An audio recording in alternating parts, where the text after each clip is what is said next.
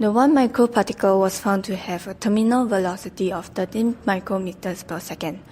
Once again, assuming streamline flow, Stokes' law was applied and the trapping force for the 1 micron particle was 0.123 piconewtons. So what does the results mean? Based on Stokes' law, the trapping force is proportional to the radius of the microparticle. The experimental result matches this relationship as the trapping force of the 3 micron particle was larger than that for the 1 microparticle.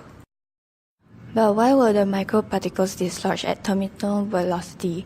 As the flow velocity increases, the drag force increases, causing the microparticle to deviate slightly from the equilibrium position.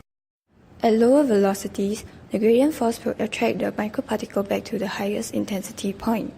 However, when the flow velocity is greater than the terminal velocity, the drag force exceeds the maximum optical trapping force, dislodging the microparticle from the optical tweezers. Therefore, the maximum optical trapping force is achieved at a fixed laser power that corresponds to the viscous drag force at the terminal velocity. Optical tweezers can be modeled into a spring by the Hooke's law, F equals to kx. For 3 micron particle, the spring constant is 1.58 times 10 to the power of minus 8 Newton per meters.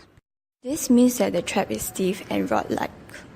Thus lead to a higher conservation of energy as less amount of force is required to move a certain displacement as compared to a spring-like trap. After the experiment, there were a few things to note for improvement.